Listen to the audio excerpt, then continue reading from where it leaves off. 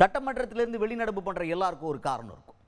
இப்ப நம்ம பார்க்க போறவங்களுக்கும் ஒரு முக்கியமான காரணம் இருக்கு. யார் வெளிநடப்பு பண்ணுது? தமிழ்நாடு பாஜக தலைவர் நயினார் நாகேந்திரன் அவர்கள். அவர்தான் சட்டமன்றத்திலிருந்து பாஜக வெளிநடப்பு பண்ணிருச்சு.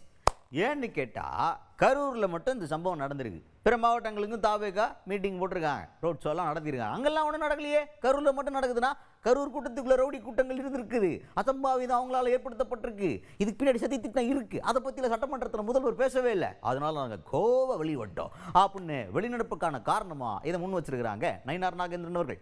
தமிழக வெற்றி கழக தலைவர் எல்லா இடங்களிலும் போயிருக்கிறார். ஆனால் கரூரில் வரும்போதுதான் சம்பவம் நடைபெறுகிறது என்று சொன்னால் கூட்டத்திற்குள் ரவுடிகள் இருந்திருக்கிறார்கள். ரவுடிகள் செருப்பை கலத்து வீசியிருக்கிறார்கள். எப்போ வீசியிருக்கிறார்கள் என்று சொன்னால் 10 ரூபாய்க்கு பாட்டில் கமிஷன் போகுது, 10 ரூபாய்க்கு பாட்டில் கமிஷன் போகுதுன்னு சொன்னதுனால தான் இவ்வளவு பிரச்சனை வந்திருக்கு. இதை முதலமைச்சர் சட்டமன்றத்தில் மறைத்து காவல்துறை மீது எந்த விதமான நடவடிக்கை தவறும் இல்லை அப்படிங்கிற மாதிரி சொன்னாங்க.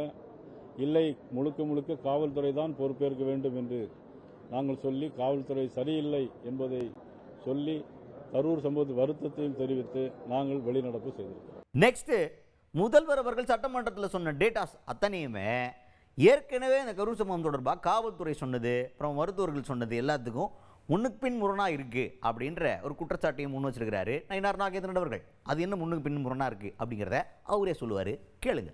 அதில் சந்தேகமே கிடையாது. அவங்க டிஜிபி ஏடிஜிபி சொன்னது வேறு, முதலமைச்சர் சபையில் சொல்வது வேறு. ஆனால் அதே மாதிரி 41 பேர் இறந்து போனாங்க. ஆனால் சபையில் முதலமைச்சர் சொன்னது என்னன்னா 41 இறந்து போனது, ஆஸ்பத்திரியில் 200 பேர் இருந்தார்கள் சொன்னாங்க. ஆனால் நாங்கள் போகும்போது 52 பேர் தான் ஆஸ்பத்திரியில் இருந்தாங்க. 52 பேர் தான் ஆஸ்பத்திரியில் இருந்தால் நாங்களே கேட்டு தெரிஞ்சுக்கிட்டோம். ஆனால் முதலமைச்சர் சொல்லும்போது 200 பேர் சொன்னாங்க. இதே குளறுபடி முன்னுக்கு பின் முரணான ஒரு தகவல்கள் தான் கரூர் சம்பவத்தில் அரங்கேறிக்கிறது. முழுக்க முழுக்க திராவிட முன்னேற்ற கழக அரசும் காவல்துறையும் தான் இதற்கு பொறுப்பேற்கிறது.